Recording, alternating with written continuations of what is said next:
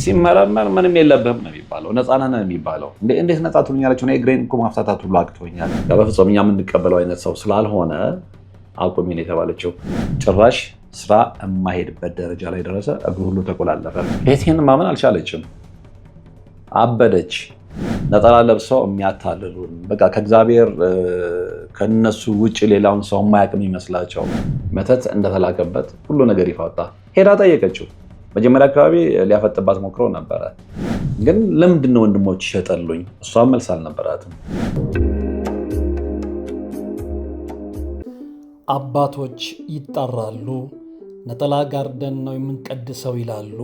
እናም እኛ በሞቀ ቤት ውስጥ እየኖርን ለአጋስተ ሥላሴ እንዴት መሆን አቃተን ብለን ጥሪ ካስተላለፍንበት ዕለት ጀምሮ መቀነታችሁን ፈታችሁ፣ ከቤተሰቦቻችሁ በጀት ቀንሳችሁ፣ ወዳጅ ዘመዶቻችሁን አስቸግራችሁ እነሆ ባላችሁን ገንዘብ ለ2 ሰዓታት ያህል በእግር እየተመላለስን ሲሚንቶ፣ ብረት፣ አሸዋና ድንጋይ እያመላለስን በእናንተ ድጋፍ የጀመርነው የሥላሴዎች ቤት እዚህ ደርሷል። ለቀድሞ በሥላሴዎች ስም እያመሰገንን ለቀጣዩም እስክንፈጽመው ድረስ እንዳትተውን እየተማጸንን እንደጀመርነው በጋራ እንድንጨርሰው አደራ እንላለን። አሁንም ድጋፋችሁ አይለየን። በሊቦ ከምከም ወረዳ የመስኪየ ሥላሴ ቤተ ክርስቲያን አሰሪ ኮሚቴ። ሰላም ጤና ይስጥልን። በሀገር ውስጥና በመላው ዓለም የምትገኙ ቻናል ተከታታዮች ይኸው ዛሬም በእግዚአብሔር መልካም ፈቃድ ተገናኝተናል። ለዛሬ እንግዲህ በጣም የሚገርም ታሪክ ነው ወደ እናንተ የማቀርበው። በዚህ ታሪክ ውስጥ እንግዲህ ለፍቅር ሲባል የተከፈለውን ታላቅ መስዋዕትነትንም እንመለከታለን። ከዛ ውጭ እንግዲህ ሰዎች ለዝና ሲሉ የቤተሰብ ክብር ለማስጠበቅ በሚል ምክንያት የሚፈጽሙትን ክፋት አብረን እንመለከታለን እና ይሄ ታሪክ የደረሰኝ ከፕሮግራም ተከታታይ ከአንዷ ነው። ቀጥታ ታሪኩን ወደ እናንተ አደርሳለሁ። እንግዲህ እነዚህ ልጆች የዛሬ ባለታሪኮች ከልጅነት ጀምሮ አብረው ነው ያደጉት። አንድ ሰፈር በደንብ ይተዋወቃሉ። አንድ አካባቢ ላይ ስለሆኑ ከልጅነት ጀምረው አብረው ነው ያደጉት። አብረው ሲጫወቱ እንግዲህ ከልጅነት እድገትን ያደጋችሁበት ታውቁታላችሁ እና ከሰፈር ልጆች ጋር የምታሳልፉትን የጋራ ህይወት፣ የጋራ የጨዋታ ጊዜ ብዙዎቻችን ሚሞሪ ይኖረናል፣ ትውስታው ይኖረናል፣ ትዝታው ይኖረናል እና በእንደዚህ አይነት አትሞስፈር ውስጥ ነው እነዚህ ልጆች የኖሩትና ያው በልጅነት በምታድጉበት ጊዜ ሌላ ነገር አታስቡም። ምክንያቱም ሀሳባችሁን በጠቅላላ ቤተሰብ ላይ ስለምትጥሉ ያን የሚታያችሁ ከትምህርት ቤት ወደ ቤት፣ ከቤት ወደ ትምህርት ቤት ነው። ከዛ በኋላ ሰፈር ውስጥ እንደ አካባቢው ሁኔታ በጨዋታ ነው የምታሳልፉት። ኳስ የሚወድ ኳስ፣ ድብብቆች፣ ያው ሁላችንም የልጅነት ጊዜ ስላለን ማለት ነው እና እነዚህም ባለታሪኮቻችን ከልጅነታቸው ጀምሮ በእነዚህ አይነት መስመር ውስጥ ነው ያለፉት። እየቆየ ሲሄድ እድሜ የጨመረ ይመጣል። ሴቷም ለአቅመ ሔዋን ወንዱም ለአቅመ አዳም ይደርሳል። ይሄ ተፈጥሯዊ ክስተት ነው፣ ሁሌም የሚኖር ማለት ነው እና በእነዚህ አይነት ህይወት ውስጥ እነዛ ልጆች እድሜያቸው ለአቅመ ሔዋንና ለአቅመ አዳም ሲደርስ መፈላለግ ይጀምራሉ። እንግዲህ ፍቅር አንዳንድ ጊዜ አባቶች ሲናገሩ ከአካባቢ ነው የሚጀምረው። ምክንያቱም የሰው ልጅ የሚያውቀውን ነገር ነው የሚያፈቅረው እና እነዚህ ልጆች በልባቸው መተሳሰብ ይፈልጋሉ። ላልኳችሁ ሰፈራቸው በቅርብ ርቀት እንደውም ጎረቤቶች ናቸው። ጎረቤት ነን ያለችኝ እንደዛ ስለነበረ ሲወጡ ሲገቡ ይተያያሉ። እነሱ ያንን ፍቅር ለመደበቅ ቢሞክሩም አልቻሉም። ምክንያቱም ፍቅርን በአንደበት ቢደብቁትም አይን ላይ ይነበባል፣ ፊት ላይ ይነበባል፣ ሁለመና ላይ ይነበባል፣ ድርጊት ላይ ይነበባል እና አንዳንዱ ሰው በጣም ፍቅር ውስጥ ሲገባና በጣም ሲያፈቅር በተቻለው መጠን እደብቃለሁ ብሎ ቢፍጨረጨር ነገር ግን ድርጊቱ ያሳብቅበታል። በማወቅም ባለማወቅም የዛን ሰው ያፈቀረውን ሰው ስም ደጋግመው ያነሳል፣ ይጠራል በየምክንያቱ በሚያገባውም በማያገባውም። ስለዚህ ሰዎች ያንን ነገር ለመረዳት ፍቅር መሆኑን ለመገንዘብ ጊዜ አይፈጅባቸውም ማለት ነው። እና በእነዚህ አይነት ሁኔታ አድርገው እነዚህ ልጆች አንድ አካባቢ ሆነን እንዴት እንደዚህ አይነት ነገር ጀመራችሁ ይባላል። ከእሷም ቤተሰቦች ከኔ ቤተሰቦች ምን አይነት ግብረ መልስ ሊመጣ ይችላል፣ ምን ሊሉን ይችላሉ በሚል ይሉኝታ ተሸብበው ፍቅራቸውን ይፋ ለማውጣት እና ላለማውጣት የአመነቱ እያለ ቅድም እንዳልኳችሁ ፍቅርን በአንደበት ብንደብቀውም ሁለመና ያሳብቃልና ቤተሰብ መጠራጠር ይጀምራል። የወንድ ቤተሰብ ምንም አላለም።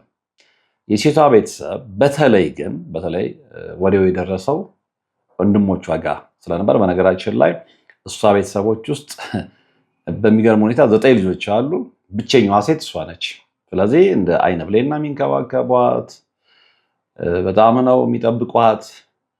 በዛ ላይ ወንድሞቿ እንደነገረችኝ እንግዲህ በጣም ኃይለኞች ናቸው፣ ሰፈር ውስጥ ይፈራሉ። ያም ብቻ ሲሆን ደግሞ እሷ የመጨረሻ ልጅ ነች። 8 ወንዶች ተከታታይ ነው የመጡት።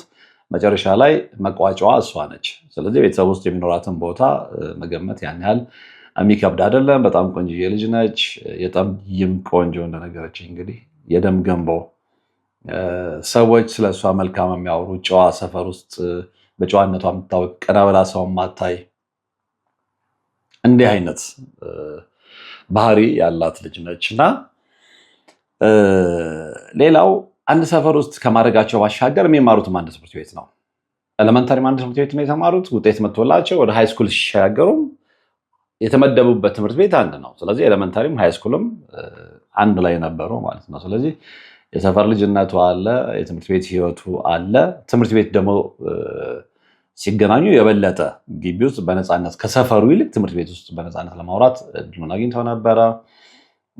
ሀሳባቸውን ሼር መደራረግ የተወሰነ ጊዜ በይሉኝታ ቢያቆዩትም በኋላ ግን ያው እሱ ደፍሮ ሄዶ እንደሚወዳት መናገሩ አልቀረም። ሳታንገራግር ወዲያውኑ ነው የተቀበለችው። ምክንያቱም እሷም ከልጅነት ጀምሮ እያየችው እየለመደችው ስላደገች ያ ጥያቄ ሲቀርብላት ብዙም አትሽኮረመመችም። አንድ ሳምንት 2 ሳምንት ዘጋችው። የውሸት ያንን በኋላ የነገረችው ምንድነው እሺ ብላ ከተቀበለችው በኋላ ታዲያ ለመጀመሪያዎቹ የመጀመሪያ እና የ2 ሳምንታት ያህል ለምን ዘጋሽ ይችላል። ያው በአንድ ጊዜ እንግዲህ ይሄ የሴቶች ምንድነው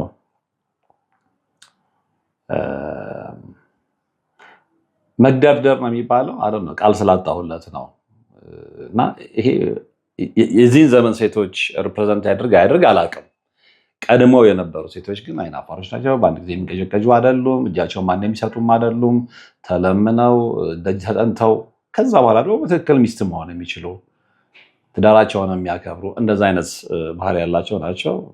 ያሁኑ ብዙ ነገሩ መላቅጡ ጠፍቷል። በነገራችን ላይ እውነት እንነጋገር ከተባለ ስለዚህ እንኳን ተጥናንቶ ይቅርና በግማሽ ቀን ውስጥ ከተዋወቁት ሰው ጋር ምን ሊደረግ እንደሚችል ምን እንደሚደረግም ይሄ የአደባባይ ሚስጥር ስለሆነ ያን ያህል አጀንዳዬም ስላልሆነ እሱን አላወራም። እና እነዚህ ልጆች በቃ ተግባቡ፣ ፍቅር አግባባቸው፣ ፍቅር እንዳደረጋቸው። ግን ይሄ የፍቅራቸው አካሄድ የእሷን ወንድሞች አላስደስታቸውም። እሷ ጥልቅ ያለ ፍቅር ውስጥ ገብታለች፣ ልጁም ጥልቅ ያለ ፍቅር ውስጥ ገብቷል። በደንብ ተናበዋል። ስሜቶቻቸው በደንብ ተግባብተዋል። ስለዚህ አንዳቸው ከአንዳቸው ተለይተው መኖር የማይችሉበት ደረጃ እስከሚደርሱ ድረስ መተጣጣትን አልፈለጉም። ስለዚህ እንዲህ አይነት ደግሞ እውነተኛ የሆነ ፍቅር ታውቃላችሁ፣ ምንም ነገር ቢሆን አይሰማም፣ አያዳምጥም፣ ለምንም ነገር አይንበረከክም፣ ለምንም ነገር አይበገርም። ስለዚህ እነዚህ ልጆች ከዛ በኋላ ማስጠንቀቂያ ቢመጣ ማስፈራሪያ ቢመጣ ቤተሰብ ቢቃወም ግዳቸው አልነበረም። በቃ እነሱ ክንፍ ብለው ፍቅር ውስጥ ገብተዋል። እና ወንድሞቿ ጠየቋት፣ እንዴት ነው ግንኙነት ጀምራችኋል ወይ? አልደበቀቻቸውም። አዎ ግንኙነት ጀምረናል። አቁም ያለውት ለምን አለቻቸው። በፍጹም እኛ የምንቀበለው አይነት ሰው ስላልሆነ አቁሚ ነው የተባለችው። አንደኛ የህፃን ልጅ አይደለሁም፣ እድሜ ለአቅመ ሔዋን ደርሷል። ስለዚህ የፍቅር አቻዬን መምረጥ የምችለው እኔ ነኝ እንጂ ቤተሰቤ አይደለም። በዚህ አንዳንድ ሲባባሉ በቃ ልጅቷን ወንድሞቿ አጠመዷት። ያው አንዳንዱ ቤተሰብ አጉል ኃይለኛ ነኝ በሚል አንዳንዴ እንደው ቤተሰብ ማስደፈር የለብሽም እኛ ያልነው ካልሆነ ምናምን የሚል አይነት ትሬንድ አለና እሷ ያንን ልትቀበል አልቻለችም። ከዛ ወዲያ ስቶታ ስትገባ በተለይ አንደኛው ወንድሟ መቀጥቀጥ፣ የት ነበርሽ ማለት እንግዲህ የትም ይሁን ላይብራሪም ትሁን ምንም ትሁን በቃ ቀጥታ አእምሮ ከዛ ጋር ነው ሊንክ የሚያደርገው። ከሱ ጋር ነበርሽ ኢቭን ትምህርት ቤት ሆና አጥንታ ከጓደኞቿ ጋር ስትመጣ ካየ እንኳን አእምሮ ሊቀበሉ አይችልም። በቃ እሱን ለመሸወድ ከልጁ ጋር ብዙ ጊዜ ካሳለፈች በኋላ ከዛ በኋላ ከጓደኞቿ ጋር የሆነ ቦታ ላይ ተገናኝታ የምትመጣ ነው የሚመስለውና ዱላው ሲበረከትባት ለቤተሰብ ተናገረች። ቤተሰብ ጉዳዩን ሰማ። የመጀመሪያ ማጣሪያ ያደረገው ግን እንዴት ነው በእርግጥ ግንኙነት ጀምረሻል ተባለች። ምንም ልትደብቅ አልቻለችም። ቤተሰብ ፈቃደኛ አይደለም፣ ግን የወንድሞቿን ያህል ቤተሰብ አልተጫናትም። ከዛ ላይ የወንድሞቿ ጫና በጣም እየበዛባት ሲመጣ አባት መጀመሪያ መሀል ላይ ነበሩ የነበሩት። እናት ምንም ውስጥም የሉም፣ ዝም ነው፣ ሁሉ ነገር በዝምታ ነው የሚያሳልፉት። ግን ከወንድሞች ጋር ባትቀያየሚ ከአባትሽ ጋር ባትቀያየሚ ደስ ይለኛል ነበረ መልሳቸውና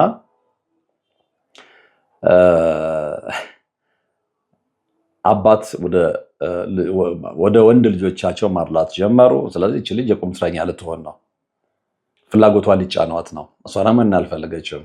ምክንያቱም ያንን ልጅ ትታ መኖር እንደማትችል በደንብ አውቀዋለች።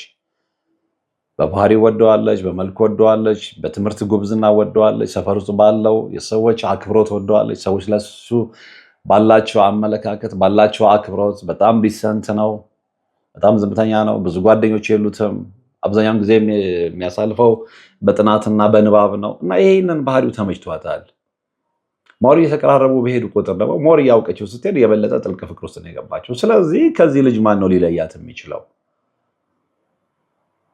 አንዳንድ ጊዜ በወጣትነት ጊዜ የምንወስናቸው ውሳኔዎች በግብታዊነትና በስሜታዊነት የታጀቡ ይመስሉናል። የታጀቡ ይምሰሉን እንጂ አንዳንዴ ግን እውነተኞች ናቸው እና እውነተኛ ስሜቶች ደግሞ ሊደበቁ አይችሉም። ተባለች፣ ተመከረች፣ ተዘከረች፣ ማንንም ልትሰማ አልቻለችም። በጣም ጫናው ሲበዛባት ምንድን ነው ያለችው ለሱ? እንግዲህ ሁለታችንም የማትሪክ ተፈታኞች ነን። እንደምንም እግዚአብሔር ብለውልን ውጤት ቢመጣለን ዩኒቨርሲቲ ገብተን ዩኒቨርሲቲ መግባቱን ደግሞ ፈልገዋለች። ከትምህርቱ ባሻገር በነፃነት እሱን የምታገኝበት ስፍራ ነው ብላ ስላሰበች፣ ምክንያቱም ዶርም እዛ ይሰጣታል። ዶርሞች ምናልባት ቤት ላትመጣ ትችላለች ካልተመቻት። ስለዚህ ግቢ ልታገኘው ትችላለች፣ ከግቢ ውጭ ልታገኘው ትችላለች፣ በረፍት ጊዜ ልታገኘው ትችላለች። ያንን ነፃነቱ ከዚህኛው ይልቅ ያኛው ይሻላል የሚል ተስፋ ነበራት እና እንደምንም ጥርሳቸውን ነክሰው እሷም የቤተሰቧን ጫና ተቋቁማ ሃይስኩልን ተከታተለች፣ ጨረሰች። እንደፈራች ማነው እንደተመኘችውም ሁለቱም ውጤት መጣላቸው። በጣም በሚገርም ሁኔታ በጣም ስጋቷ የነበረው እንደውም ምንድን ነው ምናልባት ስንመደብ ካምፓስ የተለያየ ቦታ ላይ እንመደብ የሆነ የሚል ስጋት ነበረት፣ ግን አልነበረም። እዚሁ አዲስ አበባ ውስጥ 6 ኪሎ ዩኒቨርሲቲ ሁለቱም የሶሻል ሳይንስ ተማሪዎች ሆነው ተመደቡ። ደሷ ልትቆጣጠር አልቻለችም። ስለዚህ እንደምንም ለብዙ ጊዜ ያው በተለይ በእነሱ ታይም ላይ ለአዲስ አበባ ልጆች ዶርሚተሪ የመሰጠት ፕሮባቢሊቲ ያን ያህል አልነበረም። ኤኒዌይ አገኘች፣ ከጓደኞቿም ጋር ተዳብላ በሰውም ብላ ምናምን። ስለዚህ የበለጠ በቃ ነፃነቷን አገኘች ማለት ነው። ካምፓስ ታገኘዋለች፣ በረፍት ጊዜያቸው ከካምፓስ ውጭ ሻይ ቡና ይላሉ። እንዲህ ይሄም ነገር አሁንም ቤተሰቦቿ ጋር መድረሱ አልቀረም። ወንድሞቿ የበለጠ የጨከኑባት መጡ። ታሪኩን እንዳላንዛዛው ያንን ሁሉ ነገር ተጫጭነው እነዚህ ልጆች ማነው ተቻችለው ያንን ሁሉ ነገር እንደምንም ተቋቁመው የዩኒቨርሲቲ ትምህርታቸውን ተማሩ፣ ተመረቁ፣ ወጡ። አሁን እንግዲህ የራስን ህይወት የሚጀምርበት ታይም ነው ማለት ውስጥ ለውስጥ ብዙ ነገሮች አሉ። ያው ለእናንተ ስለማይጠቅማችሁ ነው። ገና ወደ ዋናው ነጥብ አልመጣሁኝም። ልነግራችሁ ወደፈለኩበት ነጥብ አልመጣሁኝም። ከኔ መርሃ ግብር ጋር ወደሚሄደው አስኳል ታሪክ አልመጣሁኝም። መንደርደሪያውን እየነገርኳቸው የመጣሁት እና አጀማመሩ ልነግራችሁ ስለፈለኩ ነው። እና ለዚህም ነው ማሳጠር የምፈልገው እንጂ በጣም ሰፊ የሆነ ታሪክ ነው። ተመረቁ፣ ስራ ያዙ። ስለዚህ ስራ ስትይዙ የራሳችሁ ደሞዝ ይኖራቸዋል። የራሳችሁን ህይወት ራሳችሁ ነው የምትመሩት። አሁን ኑሮ እየተወደደ ቢመጣም ብዙዎች ከዩኒቨርሲቲ ተመርቀው ከዜጎቻቸው ጋር የሚኖሩ አሉ። ለምን ብላችሁ ስጠይቁ የኑሮውን ጫና ስለማይችሉ ቤት ተከራይተህ ራስህን ችለህ ምናምን። ብዙ ሰው ድሮ እንደሚባለው በአስማት ነው ወይ የሚኖረው እንደሚባለው ማለት ነው። ብዙ ጊዜ እንግዲህ አንድ የሚባል አባባል አለ፣ ብዙዎቻችሁ ታውቁታላችሁ ብዬ ገምታለሁ። እና ልጁ ትምህርት ቤት የሆነ በዓል ነው ምናምን ይዘጋጃል ይባልና ለአባቱ ሄዶ አባቴ ቤት ትምህርት ቤታችን ውስጥ የአስማት ትርኢት አለና መግቢያ ገንዘብ ስጠኝ። ምን ይላል? የአስማት ገንዘብ አስማት የምመለከትበት። ስለዚህ እዛ ድረስ ምን አስኬደ? እኔ አባት አለው አይደለም ወይ በዚህን ያህል ደሞዝ በአስማት ይህን ያህል ቤተሰብ ማስተዳድረው አለው የሚባል ነገር ያው ቁጥሩ ፍላክስ ያደርጋል፣ ያው ተጨምሮም ተቀንሶም። እና የአብዛኛው ህይወት እንደዛ ነው። ምክንያቱም አብዛኛው ኢትዮጵያ ህዝብ አሁን አስማት የሚባል ሚራክል እየኖረ ካልሆነ በስተቀር የሚያገኘው ገንዘብ የሚያገኘው ገቢ በቅቶት አይደለም። በአስራ ምናምን ሺህ ብር ደሞዝ 6-7 ቤተሰብ የሚያስተዳድር አለ። ለልጆች ትምህርት ቤት ከፍላችሁ የቤት ኪራይ ከፍላችሁ። እኔ አንዳንድ ጊዜ እንዴት ነው የሚኖረው? እውነትም እግዚአብሔር በትክክል ያለው ኢትዮጵያ ውስጥ ነው እንድል ከሚያደርጉ ምክንያቶች አንደኛው ይሄ ነው። ዛሬ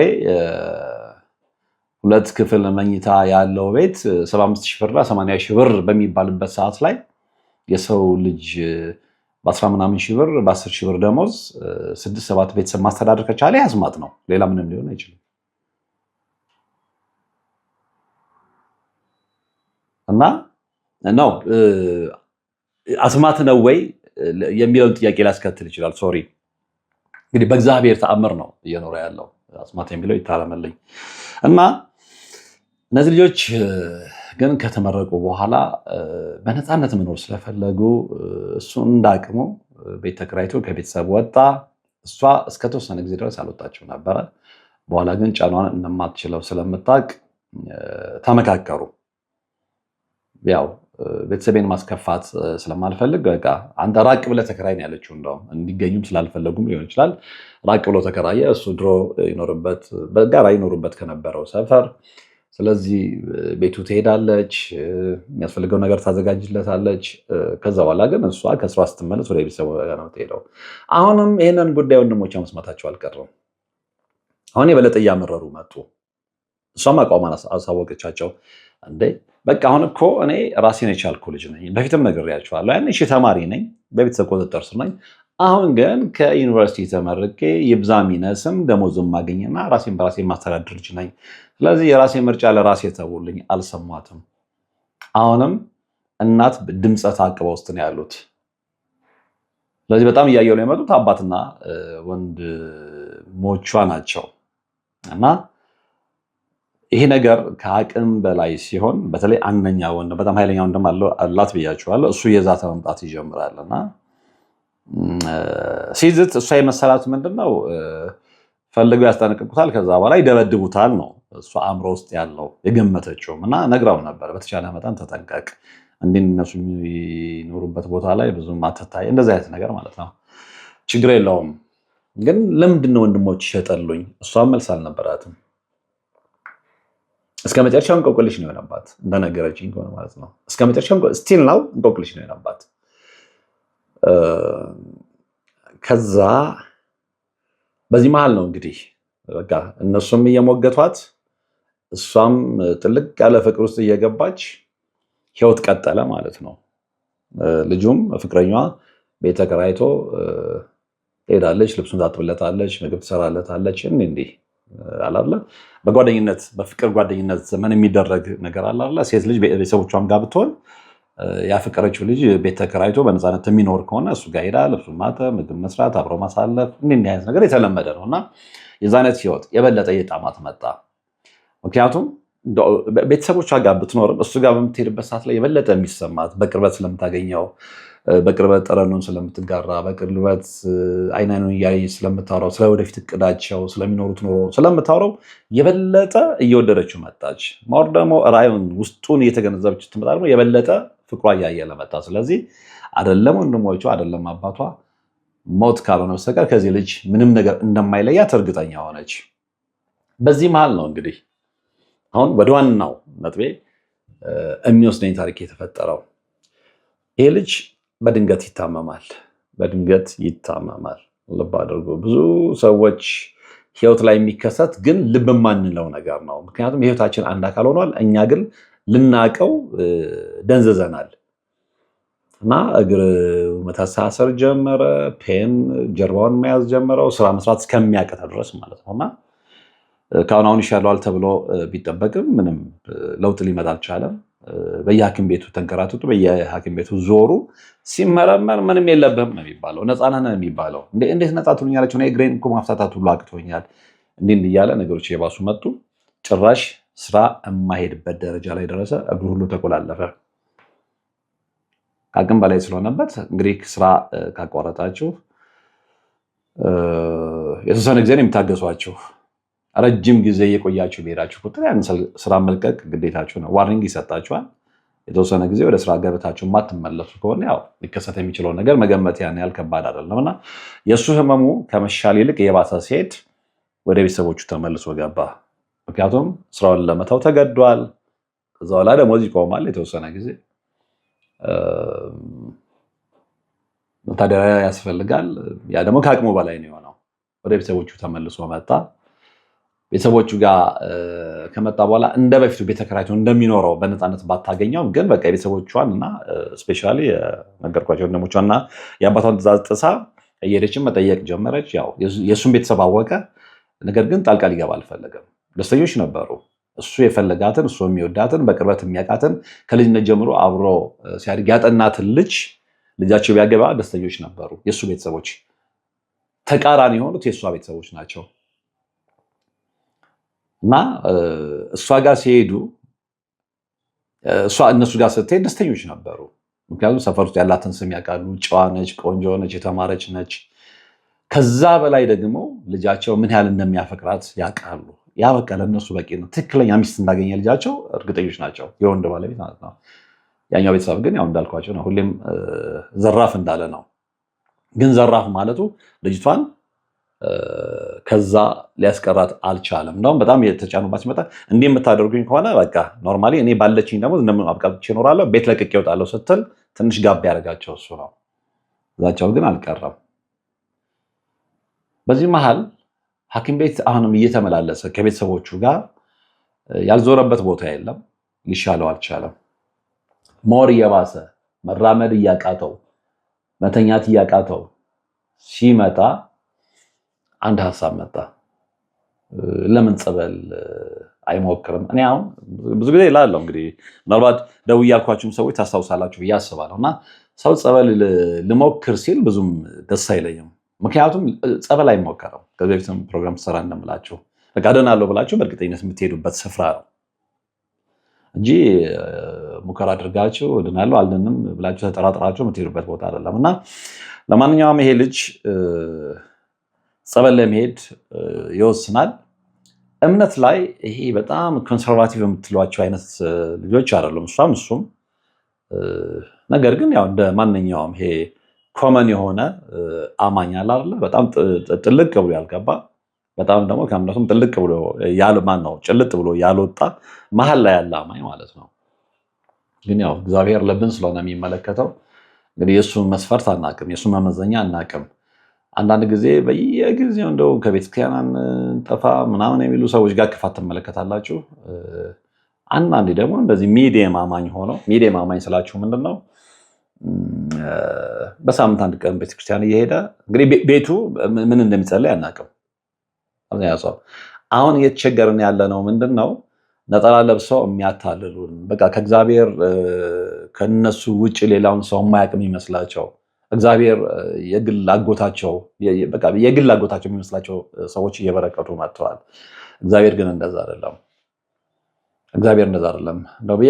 መድረኩ ላይ ከኔ በላይ እግዚአብሔርን የሚያውቅና እግዚአብሔርን የሚወድ የለም ብለህ ስለፎከርክ ሳይሆን በልብ ያለውን መርምሮ ነው ለአንተ ክሬዲት የሚሰጥህ እግዚአብሔር፣ ለአንተ ዋጋ የሚሰጥህ ዋጋ የሚከፍልህ። እና እንግዲህ እነዚህ ልጆች ውስጣቸው ያለውን ነገር አናቅም። ግን በቃ እግዚአብሔርን ይወዳሉ። በሳምንት አንዴ እየሄዱ ቤተክርስቲያን ከአቅም በላይ የሆነ ነገር ካላጋጠማቸው በስተቀር ያስቀድሳሉ፣ ይጸልያሉ እና እንደ አብዛኛው አማኝ አይነት ህይወት ያላቸው ልጆች ናቸውና ከዛ በኋላ እንደውም በሷ ምርጫ ነው። በነገራችን ላይ እንደውም አንድ የረሳሁትን ነገር ላስታውሳቸው። እነዚህ ልጆች እንግዲህ ቆይተዋል በልባቸው መፈላለግ ከጀመሩ። ነገር ግን ፎርማል በሆነ ሁኔታ ቁጭ ብለው እሱ ለእሷ የፍቅር ጥያቄ ያቀረበላት የኪዳነ ምሕረት ቀን ነው። 16 አይረሱትም። እና ያ የተለየ ቀን ስለሆነ አንደኛ በፊትም ለኪዳነ ምሕረት ሁለቱም የተለየ ፍቅር አላቸው። ሁለተኛ ጠይቋት የመጀመሪያ ቀን ማለት ነው መልስ ባትሰጠውም እንግዲህ 2 ሳምንት ምናምን እንትን ብላለች ብያችኋለሁ። ከዛ በኋላ ከ2 ሳምንት በኋላ ለምን አኮረፍሽኝ ብሎ ጠይቋታል። እንደዛም ሆኖ ደግሞ ልክ ትክክለኛው እነዚህ ያመነታች ይሄ ገባ ወጣ እያለች ልቡን ካንጠለጠለች በኋላ ደግሞ እሺ ብላ እንደምታፈቅረው እሷም የነገረችው በወሩ የኪዳነ ምሕረት ዕለት ነውና ይሄ እነሱ እንደሚሉት ዝም ብሎ የተፈጠረ አጋጣሚ አይደለም ነው። እንግዲህ ኪዳነ ምሕረት በእኛ ህይወት ውስጥ በቃ የሆነ ነገር ልትሰራ ፈልጋለች ነው።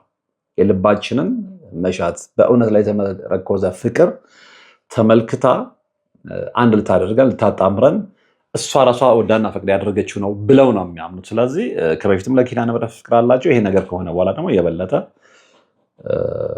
ለእሱ ያላቸው ፍቅር እያየለ እንደመጣ ነግራኛለች። ያው ታሪኩን የነገረችኝ እሷ ስለሆነች ነው ይሄንን የምላችሁና ስለዚህ በኋላ ምንድን ነው ያደረገችው? በቃ እንጦጦ ኪዳነ ምሕረት ሄዶ መጠመቅ እንዳለበት ወሰኑ።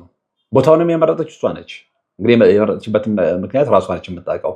ግን እኔ ያለችኝ ምንድነው ለምን ያንን ቦታ መረጠች ስላት ነግሬያለሁ። ሁለታችንም ለኪዳነ ምሕረት ልዩ ፍቅር አለን። ቅድም ደግሞ በነገርኩ ምክንያት እንዲህ ቅድም የነገርኳችሁ ማለት ነው። እና በቃ ወደዛ ነው የመራኝ ነው ያለችው። ከዛ የዓመት ፍቃዷን ተቀበለች፣ ሄደች። አንዳንድ ጊዜ ልክ የዓመት ፍቃዷ ሲያልቅና በነገራችን ላይ እንጦጦ ኪዳነ ምሕረት ብዙ ቆይቷል፣ ልጁ በጣም ብዙ ቆይቷል እና እሷ ወደ ስሯ ስትመለስ የእሱ እህቶች እና የእሱ ቤተሰቦች ናቸው የሚሄዱ እህቶች አሉት አክቹዋሊ እነሱ ሄዳሉ፣ እሷ ትመለሳለች።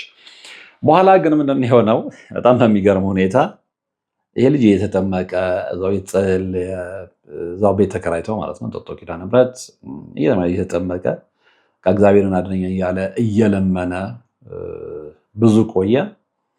በኋላ ላይ ግን አጋጣሚ ሆነው እሷ በነበረችበት ሰዓት ፍቅረኛው በነበረችበት ሰዓት ኦልሞስት ከስንት ወር በኋላ ነው ያለችኝ? ከ4 ወር ነው ከ5 ወር በኋላ መንፈሱ መናዘዝ ጀመረ። እንግዲህ ሳይቋረጥ እዛ ሲጠመቅ ከርሟል። 4 ወር 5 ወር አልፎታል። ኦልሞስት 4 ወር 5 ወር። ከዛ ምልክት እየታየ መምጣት ጀመረ እና ያ ምልክት ምንድን ነው? በፊት ይጠመቃል፣ ይወጣል። ምንም የሚናገረው የሚለፈልፈው ነገር አልነበረም። በኋላ ግን ከ5 ወር ከ10 ምናምን ቀን በኋላ ላይ መንፈሱ መናገር መለፍለፍ ጀመረ። ነገር ያቸዋለሁ ፍቅረኛው ባለችበት በፍጹም ይሄንን ነገር እነሱ አስበውት አያውቁም። ምንድን ያለው መንፈሱ ቤተሰቦቿ በጣም ይጠሉት ስለነበረ ከሱ ጋር የፍቅር ግንኙነት እንድትመሰረት ስለማይፈልጉ ክፉ ወንድም አላት ብያቸዋለሁ። ከ8ቱ ሁሉም ያው ልጁን አይፈልጉትም። በተለይ አንደኛው ግን በጣም ይከፋባት ነበር ያልኳችሁ ወንድም ለካ ከአቅም በላይ ሲሆንበት አንድ ጓደኛውን አማክሮ ወደ ጠንቋይ ቤት ይዞት ሄዷል። እዛ ሄደው እዚህ ልጅ ላይ ያስመትተውበታል። እህቱን ስላፈቀረ ብቻ አይደለም፣ እህቱም ይሄንን ልጅ ስለወደደችው ሁለቱም መለያየት አለባቸው በሚል ሰው በመተት የተዋደደን ሰው ሲያለያይ እንግዲህ የክፋት ጥጋችን እዚህ ድረስ ነው እና ምንድን ያለው መንፈሱ? እሺ ምን አድርግ ተብለህ ነው የተላከው ሲባል ግደል ነው የተባለው። ልብ አድርገው። ሽባ ማድረግ ብቻ አይደለም፣ ሽባ አድርገህ አሰቃይተህ ከሰው በታች አድርገህ ግደል የሚል መንፈስ ነው ያስላከበት። ይህን ማመን አልቻለችም። አበደች። ለቤተሰቦቿ ያላት ነገር በተለይ ለወንድሞቿ ያላት ነገር ኮምፕሊት ተቀየረ። በዚህ ደረጃ አስባቸው አታውቅም። በዚህ ደረጃ እሷን ነው ፍራቻዋ ምንድነው? አንድ ቀን አግኝተው ነገር ይፈልጉታል፣ ሊደበድቡት ይችላል የሚል ፍራቻ ነው እንጂ እዚህ ድረስ ርቀት ሄደው እሷ ስላፈቀረችው አልለየም ስላለች ጠንቋይ ቤት ሄደው ደብተራ ጋር ሄደው መተት አሰርተው ያፈቀረችው ልጅ ላይ ነገ ከሱ ጋር ብዙ ህይወት አሳልፋለሁ ብላ ከምትጠብቀው ልጅ ላይ በዚህ አይነት ሁኔታ መተት ያሰራሉ። በመተት ሽምድምድ አድርገው ያስቀምጡታል ብላ አስባ አታውቅም። ልክ ይህን ምልክት ካየች በኋላ ቀጥታ ወደ ቤት ነው ሄደችው። በድፍረት ነው ያናገረችው ወንድምየውን። ምክንያቱም ስም ያው ምልክቶች ጠቅሷል። የፍቅረኛ ወንድም ነው የተባለው። ሊያውም ደግሞ እንትንኛው 8 ወንድሞች አሏት ብያቸዋለሁ አይደለ? ሁለተኛ ወንድም እንግዲህ ማለት የበኩር ልጅ አለ። ከዛ 2 3 እያለ ወደታች ነው የሚኖረው እና ሁለተኛውን ደግሞ እንዲያድርገው በኋላ ምክንያቱ ይሄ ነው፣ ሊለያያችሁ ስለፈለገ ነው። ስለዚህ እንደማትለያዩ ደግሞ እርግጠኛ ስለሆነ እሷን በጣም እንደምታፈቅርህ ልጁን ማለት ነው ስለሚታወቅ እንደማይለያዩ በህይወት እያሉ እንደማይለያዩ ስላወቁ በቃ አሽመድምደህ እግሩን ይዘህ ሰውነቱን ሁሉ ቆላልፈህ ግደለው የሚል መንፈስ መተት እንደተላከበት ሁሉ ነገር ይፋ ወጣ። ሄዳ ጠየቀችው። መጀመሪያ አካባቢ ሊያፈጥባት ሞክረው ነበረ። ጠንክራ ስትይዘው ግን አመነ። በቃ ልትለያዩ እንደማትችሉ ስላመቅ አጠፋው ነበር ነው ያላት።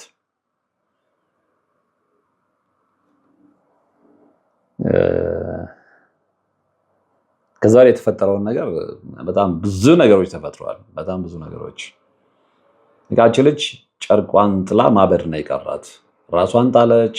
እዛ የምታምር ልጅ ከሳች፣ ጠቆረች። ቤተሰብ ክው ብሎ እስኪደነግጥ ድረስ በኋላ ላይ እንደውም አባትየው ከነዛ ልጆች እምነት ወጥተው በቃ በነፃነት የፈለገችውን ታድርግ ተዋት ነው። ምክንያቱም እቺ ልጅ ኮምፕሊት ነው የተቀየረችው። ኮምፕሊትሊ ስራዋ አስጠላት፣ ራሷን ጠላች። እንደውም ደጋግማ ራሴን አጠፋለሁ ሁሉ ትላቸው ነበረ። በስንት ጊዜ ወጣ፣ በእናትየው እንባ፣ ከዛ በኋላ በአባትየው ልብ መመለስ። አባትየው አባብለዋት በቃ እኛ እኮ ላንቺ ብለን ነው እንዴ ላንቺ ብለን ነው። እሷ እንግዲህ አምና ህፃን ልጅ አይደለችም። የመረጠችውን መምረጥ ምርጫዋ ነው። የፈለገችው ሰው መምረጥ መብቷ ነው። በኋላ ግን በቃ ምለው ተገዝተው አይ ከዚህ በኋላ ይቅርታ እኔ በአንቺ ምርጫ ውስጥ ጣልቃ አልገባም፣ በቃ ለማንኛውም እሱ በደንብ ይሻለውና የቀረውን ነገር እንነጋገራለን የሚል ተስፋ ሰጥተዋት ነው እንደገና ወደ ቀድሞ ለማንነቷ ለመመለስ ከብዙ ጥረት በኋላ የተሞከረውም እንደገና ቀስ በቀስ ወደ በፊት ማንነቷ የተመለሰችው።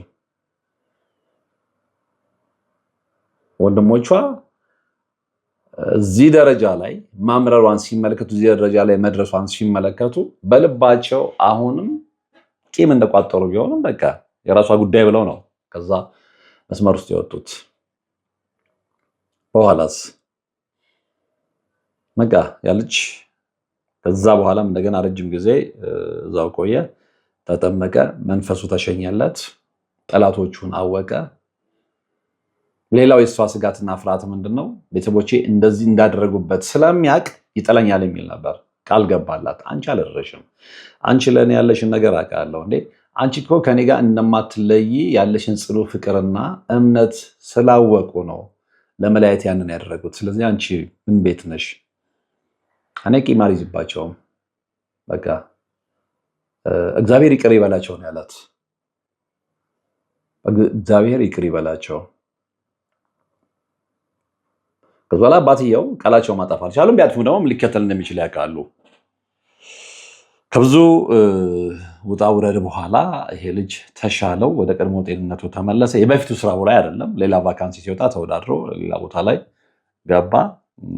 አሁን ጥሩ ፖዚሽን ላይ ነው ያለው፣ እሷም ጥሩ ፖዚሽን ላይ ነው ያለችው። እየሰሩ ወንድሞቿ በከፊል ባይስማሙም ትዳር መስርተው የራሳቸውን ህይወት እየመሩ ነው። 2 ልጆች ወልደው። ግን ይሄ ልጅ በመሃል እንጦጦ ኪዳነ ምሕረት ባሄድና መንፈሱ ባይጋለጥ ለሐኪም ቤት ሲመላለስ በመሃል አልፎ ቢሆን ኖሮ ብዙዎች በመተት አልፈዋል እናውቃለን። ምንድን ነበር ሊፈጠር የነበረው? አስባችሁታል?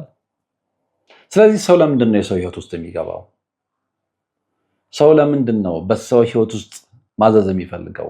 አሁን እንደዚህ አይነት ነገሮችን ብዙ ሰዎች ህይወት ውስጥ እንመለከታለን። ለአንተ እኔ ነኝ የማቅል፣ ለአንቺ እኔ ነኝ የማቅልሽ፣ እኔ ያልኩህን ካልሆነ በስተቀር ማድረግ የለብህም፣ እኔ ያልኩሽን ካልሆነ በስተቀር መፈጸም የለብሽም የሚሉ አምባገነን ቤተሰቦች አሉ። አምባገነን ቤተሰቦች በቃ ልጆቻቸውን በሪሞት ኮንትሮል መቆጣጠር የሚፈልጉ። ጥሩ ነው ለልጆች ማሰብ፣ ጥሩ ነው ልጆችን መከታተል።